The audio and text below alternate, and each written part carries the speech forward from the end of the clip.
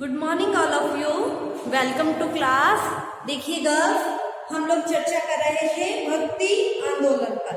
ठीक है, तो हम लोगों ने भक्ति आंदोलन क्यों हुआ, भक्ति आंदोलन के अर्थ को जाना, भक्ति के प्रकार को जाना, भक्ति क्या थी और भक्ति का ये जो आंदोलन हुआ था 15वीं 16वीं शताब्दी में, इसके क्या कारण थे उसके बारे में जाना। देखिए, कोई भी घटना घटित होती है तो उसके कुछ कारण भी होते हैं, ठीक है, और उन्हीं कारणों की वजह से वो घटना घटित होती है, और वो जब घटना घटित होती है तो अपने कुछ परिणाम भी छोड़ती है।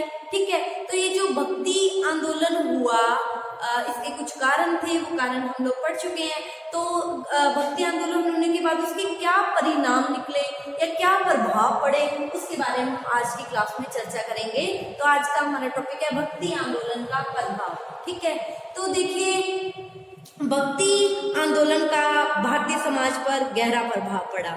ठीक है, और इस प्रभाव को हम इन बिंदुओं के माध्यम से देखेंगे। देखिए, जो भक्ति आंदोलन का सबसे प्रभाव पड़ा वो था जन भाषाओं पर। ठीक है, आम जन की जो भाषाएं थी उनका क्या हो गया, विकास हुआ। भक्ति आंदोलन ने जन भाषा के साहित्य में महत्वपूर्ण योगदान दिया। साहित्य मतलब लिटरेचर, किताबें लिखी गई। ठीक है, तो देखिए, भक्ति आंदोलन के जो संत थे जिन्होंने भक्ति आंदोलन किया, इन भक्ति आंदोलन के संतों ने भक्ति को हर बंदे तक पहुंचाने के लिए, हर बंदे की जो आम जन तक पहुंचाने के लिए आम जन की भाषाओं में अपने उपदेश दिए। ठीक है, जैसे हिंदी, बंगाली, गुजराती, मराठी, राजस्थानी, इन भाषाओं में अपने उपदेश दिए, इन भाषाओं में अपना साहित्य लिखा। ठीक है, तो इससे क्या हो गया, इन जन भाषाओं का विकास हुआ।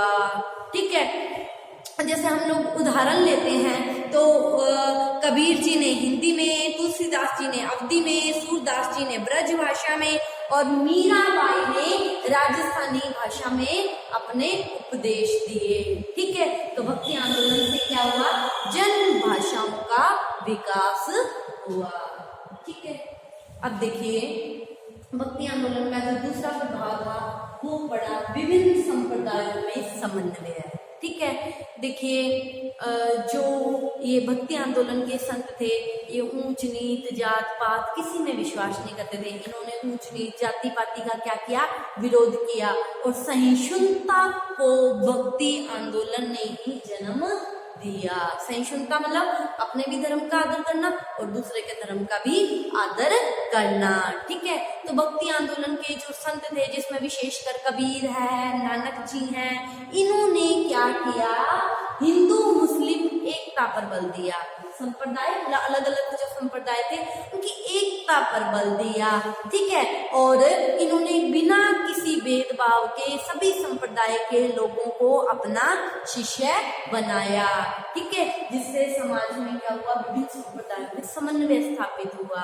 ठीक है, जैसे इन्होंने हर संप्रदाय के व्यक्ति को अपना शिष्य बनाया, तो सब शिष्य साथ में इकट्ठे बैठ के शिक्षा लेते थे। कोई ऊंचा नहीं है, कोई नीचा नहीं है, कोई संप्रदाय बड़ा नहीं है, कोई संप्रदाय छोटा नहीं है। इन्होंने इस ऊंच नीच का क्या किया, विरोध किया। ठीक है, जैसे कबीर जी थे, कबीर जी ने भी विरोध किया, नानक जी थे, इन्होंने भी विरोध किया। ठीक है, जैसे हम लोग उदाहरण लेते हैं तो कबीर जी के हमें इस बात में अनेक उदाहरण भी मिलते हैं। ठीक है, और क्या कहा गया है कि कबीर जी ने क्या कहा है, जाति पाति को न पूछे, हर को भजे सो हर का होए। जाति पाति कोई नहीं पूछता है, जो भगवान को पूछता है, भगवान क्या है, उसी का है। ठीक है, तो इस तरह की बातों से इन्होंने जात पात का क्या किया, विरोध किया। ठीक है, तो जैसे नानक जी थे, उन्होंने क्या कहा कि एक खुदा दे सब बंदे के, हिंदू के मुसलमान, राम रसूल कहकर लड़ते बेईमान, सभी उसे एक भगवान के हैं। ठीक है, ये जो हम लड़ रहे हैं कि मेरा राम है, वो कहते हैं मेरा रसूल है, ये जो बेईमान लोग होते हैं ना, वो ऐसे काम करते हैं। ठीक है, अब देखिए अगला क्या प्रभाव पड़ा, ब्रह्म की प्रभु सत्ता का अंत। ठीक है, देखिए भक्ति आंदोलन से पहले हम लोगों ने पढ़ा था कि समाज में ब्राह्मणों का ही प्रभाव था। ठीक है, और ये जो ब्राह्मण थे सारी प्रभुसत्ता इनके पास थी, इनके पास सब विशेष अधिकार थे और इन्होंने नियम बना रखे थे, ऊंची जाति के नीची जाति का मंदिर नहीं जाएगा, मस्जिद नहीं जाएगा। ठीक है, तो अब क्या हो गया, भक्ति पर जब बल दिया गया कि ईश्वर के चरणों में अपने आप को अर्पित कर दो, चाहे किसी भी जाति के हो। ठीक है, जब इस तरह के भाव आए, भक्ति आंदोलन हुआ, ठीक है, तो अभी ये जो ब्राह्मणों की प्रभुसत्ता थी ये क्या हो गई, खत्म हो गई। ठीक है, और मोक्ष प्राप्ति के लिए वो किसी उच्च वर्ण में सम्मिलित होना जरूरी नहीं था। शूद्र भी अगर भगवान के प्रति सच्ची श्रद्धा रखता है तो वो भी मोक्ष को प्राप्त कर सकता है। ठीक है, तो ये भी भक्ति आंदोलन का ही एक प्रभाव था। ठीक है, देखिए अगला जो प्रभाव पड़ा, हिंदू धर्म में कई सुधार हुए। देखिए भक्ति आंदोलन से पहले हिंदू धर्म में अनेक बुराइयां थी और हिंदू संस्कृति क्या है, इन बुराइयों के कारण नष्ट होती जा रही थी। हिंदू धर्म खत्म होता जा रहा था। मैंने आप लोगों को पहले भी बताया था, हिंदू धर्म में अनेक अंधविश्वास, कर्मकांड, जादू टोना, तंत्र मंत्र, इन सब का समन्वय हो गया था। लोगों की हिंदू धर्म के प्रति आस्था या श्रद्धा थी वो क्या हो गई थी, खत्म होने लग गई थी। ठीक है, अतः भक्ति आंदोलन के संतों ने इस हिंदू धर्म को नष्ट होने से बचा लिया और इन्होंने हिंदुओं में ऐसा उत्साह संचारित किया जिससे उनका इस्लाम धर्म में परिवर्तन क्या हो गया, रुक गया। हिंदू धर्म की बुराइयां खत्म हो गई। ठीक है, और हिंदू धर्म बच गया। जो खत्म होता जा रहा था, लोगों की श्रद्धा ही खत्म हो गई थी, लोग इस्लाम धर्म, ईसाई धर्म ग्रहण करने लग गए थे। ठीक है, अब क्या हो गया, इस्लाम धर्म में उनका रूपांतरण रुक गया। ठीक है, अब हम बात करते हैं ये भक्ति आंदोलन के जो संत थे जिन्होंने इस भक्ति आंदोलन को किया, इसके परिणाम सब ये प्रभाव पड़े, ये परिणाम निकले। तो हम बात करते हैं भक्ति आंदोलन के प्रमुख संतों की। ठीक है, तो देखिए भक्ति आंदोलन के ये जो संत थे, अगर हम इन संतों की बात करते हैं तो सबसे पहला जो नाम आता है वो आता है रामानुज जी का। ठीक है, रामानुज जी कौन थे, रामानुज जी को ही भक्ति आंदोलन का जन्मदाता माना जाता है। कई बार छोटा क्वेश्चन भी आ जाता है, भक्ति आंदोलन का जन्मदाता कौन था, तो रामानुज जी ही भक्ति आंदोलन के जन्मदाता थे।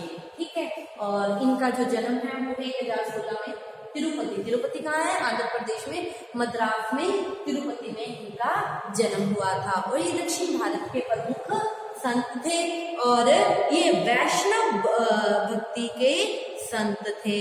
इन्होंने आत्मा, ब्रह्म, जगत तीनों को ही ईश्वर का रूप माना है। ठीक है, और ये सगुण भक्ति के उपासक थे। इन्होंने तमिल भाषा में अपने उपदेश दिए। ठीक है, और ये वो व्यक्ति थे जिनके प्रभाव से शूद्रों को साल में एक बार मंदिर जाने की आज्ञा मिली और इनको वेदों में भी छूट प्रदान की गई। ठीक है, तो ये थे भक्ति आंदोलन के जन्मदाता रामानुज। ठीक है, अब हम बात करते हैं दूसरे संत निम्बारक। ठीक है, देखिए निम्बारक ये भी क्या थे, ये रामानुज के ही समकालीन थे। ठीक है, ये भक्ति आंदोलन के दूसरे संत थे, रामानुज के समकालीन थे। इनका जो जन्म है वो मद्रास में इनका जन्म हुआ था। ठीक है, और मद्रास में इनका जन्म हुआ था। बाद में ये मथुरा के पास वृंदावन में जाकर बस गए थे, स्थायी रूप से वहीं बस गए थे और ये राधा कृष्ण के उपासक थे। ठीक है, और इन्होंने द्वैतवाद जो मत है वो इन्होंने ही चलाया था। ठीक है, द्वैतवाद के प्रवर्तक माने जाते हैं। अब हम बात करते हैं तीसरे संत माधवाचार्य। ठीक है, माधवाचार्य देखिए 13वीं शताब्दी के ये प्रमुख संत थे माधवाचार्य। इनका जो जन्म है वो कर्नाटक के कन्नड़ जिले में इनका जन्म हुआ था और ये क्या थे, ये विष्णु के उपासक थे। ठीक है, और इन्होंने भी द्वैतवाद का ही प्रतिपादन किया था। ठीक है, तो ये हम लोगों ने भक्ति आंदोलन के कुछ संतों के बारे में जाना। इसके अलावा और भी बहुत संत हैं, वो हम कल की क्लास में चर्चा करेंगे। आज की क्लास के लिए इतना ही। आप इसका स्क्रीनशॉट ले लीजिए। Thank you all of you. कल मिलते हैं।